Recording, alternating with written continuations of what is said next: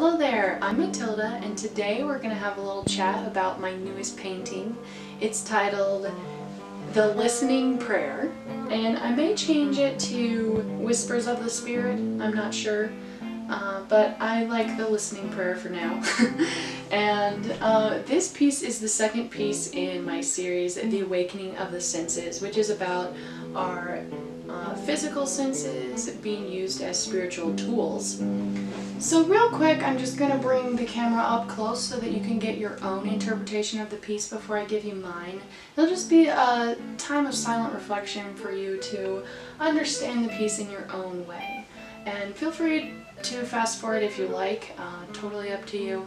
And yeah, enjoy!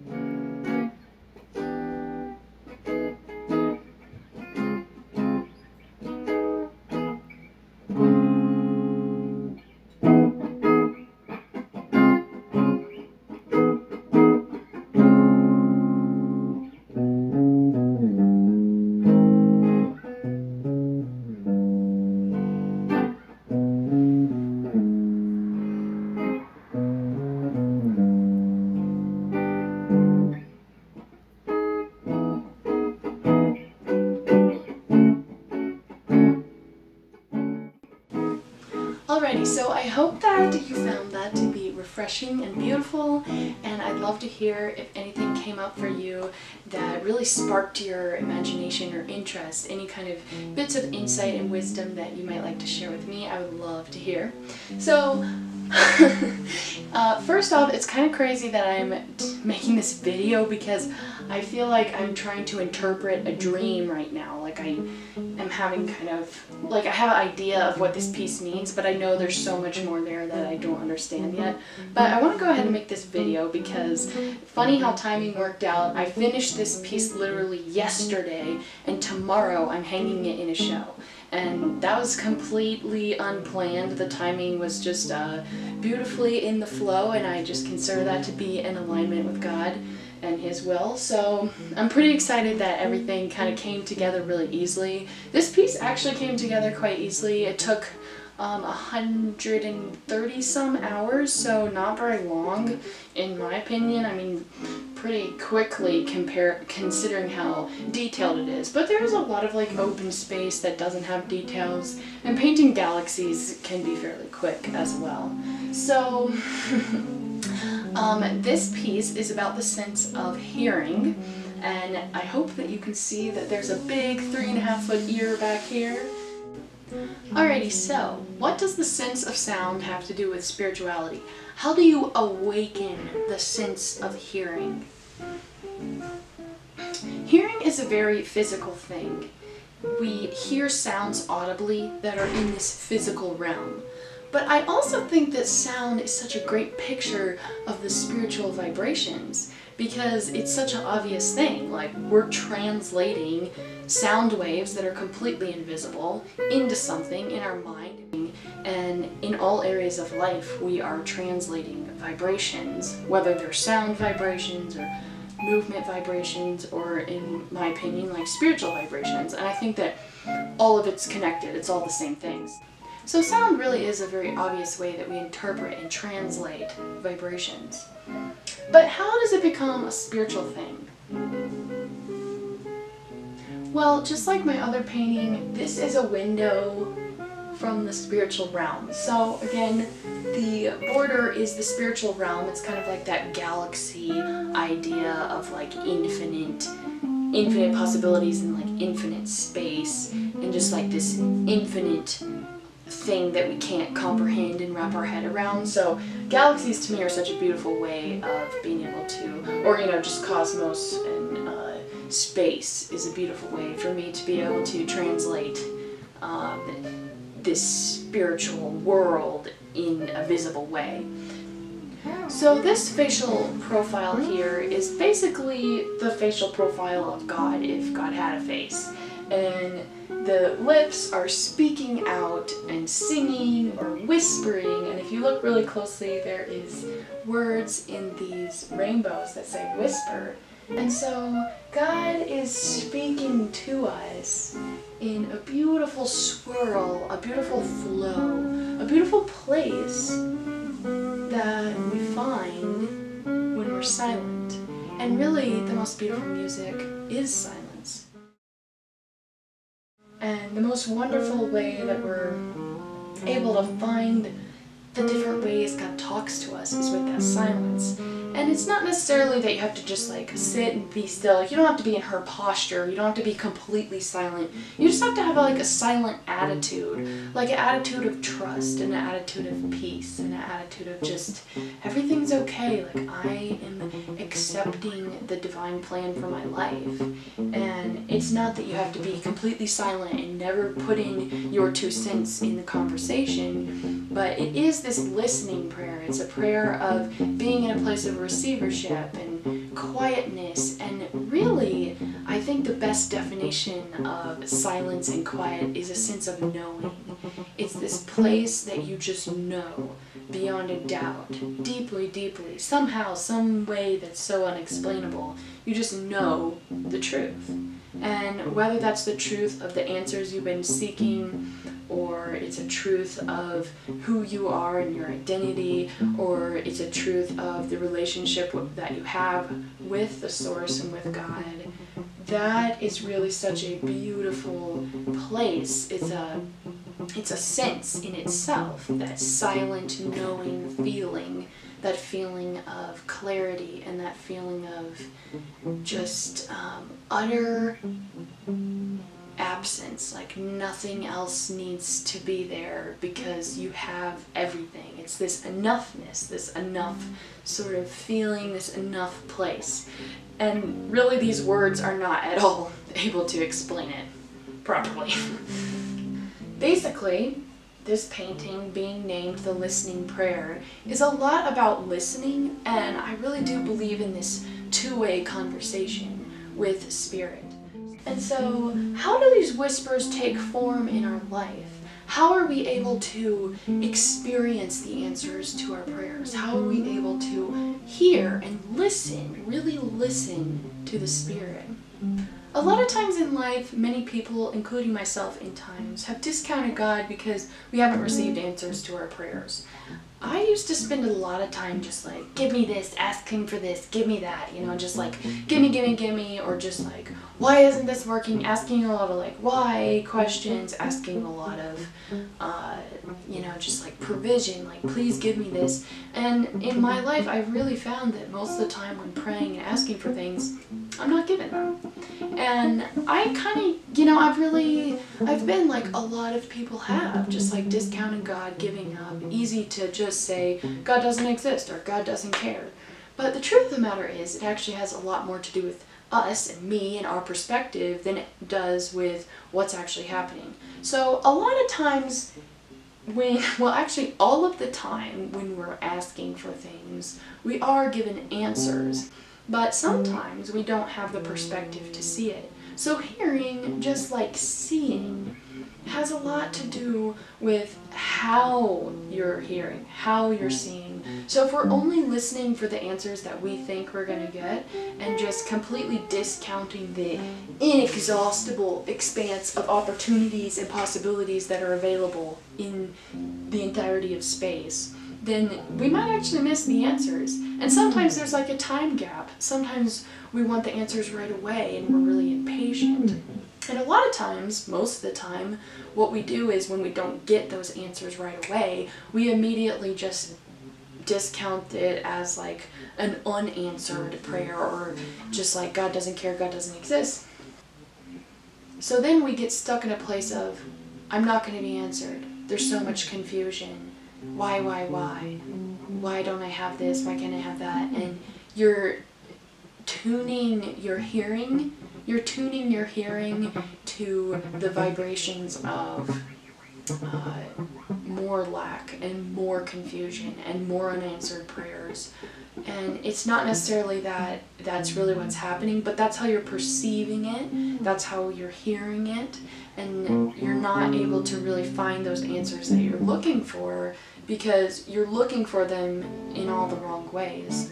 When in reality, you really do have to believe and have that deep knowing that no doubt that you are being answered, and you allow whatever way for those answers to come to you. So that's really about these whispers turning into form in physical ways. So I have a lot of pictures here that are talking about physical ways that answers can come to you. And a lot of the pictures are really just about sound in general, because obviously I can't include all the ways that you're able to receive audible things from God. But I think one of the biggest and easiest ways is with nature, with humans, and with music. So with nature, it's such an easy way to be able to tune in to that frequency of love that God is. You go out and you see the enoughness, you see the flourishing, thriving world, and you hear the beautiful bubbling brook, and you just know that everything's going to be okay, and you know that well, really a lot of times in nature I'm able to find that spinning, circling flow state, that beautiful place of silent meditation and knowing, and that place is where I receive answers. So it's not necessarily that nature themselves is giving me answers. A lot of times I'll hear inaudibly, not necessarily answers, but just insight, intuition, wisdom, just like the next right step kind of thing. So it's not that nature itself is giving it to me, but nature is creating that space. And so some of these are about wind, that's nature, and about like wind rushing through the trees, and thunder, and rain. I should have put raindrops in there, what was I thinking? Oh well. And bubbling brooks, and of course the animals making beautiful noises. And then people are able to speak God's words to us all the time. People are really deeply in tune with God themselves, and so we're able to receive God's insight in a very audible way sometimes, very direct answers sometimes. So to hear from God through other people, you really do have to be tuned into that. You kind of have to be looking for it in a way. You have to be listening for it. So a lot of times when people get caught up in that, answer my prayers, why aren't you answering my prayers? It's that they're spending all that time asking and not any time listening, no time hearing. And there really is this beautiful quiet space when you're able to listen and hear what the Spirit has to say to you. And a lot of times other humans are how we hear that. Sometimes through the lyrics of songs, sometimes through conversations. I'm sure you've experienced it yourself, and if you have, please let me know. And then music, I think, is one of the most beautiful ways to hear from God, because it's really just this place of worship and awe, kind of like nature. It's just this so free-flowing, beautiful state. I just feel like when I'm listening to music or making music, that I'm put in that place of worship. And it's not that it has to be like a worship song or anything, but it's just this place of, it's really where that like the music kind of like gets inside of you. It's like seeping into you and changing your vibrations. So like I'm vibrating at a certain level, and then when I'm listening to the music, it's helping me vibrate to an even higher level, or just putting me in that like meditative state, like taking my mind off of all other things, taking my mind off of all the doubt and the chaos and the noise, and just giving me that space, kind of like nature gives me that space. So I think a lot of humans can relate to that. Like nature gives us that space, and the music will too. It's not that the music itself is the spirit talking to us, although I wouldn't put it past music, but it's really just that space that's created. And a lot of times we can create that space for ourselves as well, and I think that we should every day. I think it's very important to find that place of listening and that gratitude. So the other piece of this painting that I would like to talk about a little bit is kind of this feeling I was getting when I was painting it. When I was painting this girl here in the middle, you know, as always, I was imagining her as myself, and she has all these objects and things floating around her, and it's just this, it's almost like she's holding it in the air. That has a lot to do with this topic, really, because it is about perspective, and when you're not tuned into listening, it's basically like those answers are not there, those sounds are not there. If you don't hear a sound, is it there? You know, like they say, if a tree falls in the forest, is it really, does it really, bleh, can't even say it. They say that if a tree falls in the forest and no one's there to interpret the vibrations, does it really make a sound? And it's the same for everything. Like, if you're not in tune with the spirit, if you're not aligned with the spirit, then you're not going to be tuned up to be able to hear the words and the answers and the beauty and the inspiration and the joy and all that is available to you. Like, these are beautiful things that it's like you're holding them in existence. It's kind of like the movie Matilda, where she like makes things fly and everything. It's like you're making all these things, you're holding all of these things in your reality by giving your attention to them. And I've been learning this lately a lot, which is why I think it's coming out to me from this painting, is really like what you hold your attention on is going to stay, get bigger or expand, and then what you do not pay any attention to falls away. And so if there were something negative that was floating around her, then she would be able to not pay attention to it, like give it the attention it needs, but then don't overthink it and not like give it so much attention that that negative thing is growing. Like, you should give something negative in your life the amount of attention it takes to get rid of it, but then after it's gone, you don't need to bring it back into your reality by worrying about it more, thinking about it more. So basically you have this meditating girl, and she is holding in her line of interpretation a lot of floating objects, and those are what has been created and made into form from the whispers of the spirit. So all things come from source. Everything has to come from source. We don't just have the ability to poof something out of thin air. So basically all potential comes from this place. And then we are the ones who actually bring it into existence to some extent, like we're co-creating with the spirit. So when you have these potential realities and possibilities spinning and vortexing around you, then you have the ability to realize them, see them, interpret them, tune into them, listen for them, hear them, and that's when they're a physical object for you to be able to experience, or an answer, or a piece of clarity, or the next step. So it's never that we're bringing things out of nothing. But it's also when you're in that place of like, why isn't God answering my prayers? It might just be that you're not doing your part. Sometimes it can be very confusing, like, okay, what's my part then? And a lot of times we might think, well, my part is to get into action and to do the things and follow inspiration and be driven and be passionate and make use of the gifts God's given me. And all those things are great, but none of those things line up without love. None of those things will work without the deep connection to God in the first place.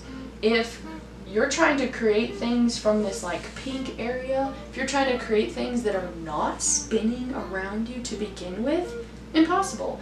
You have to line up with this source giver, this beautiful, wonderful, generous God that we have. You have to be within the will of that beautiful possibility, ever-flowing, gorgeous, beautiful swirl into your life.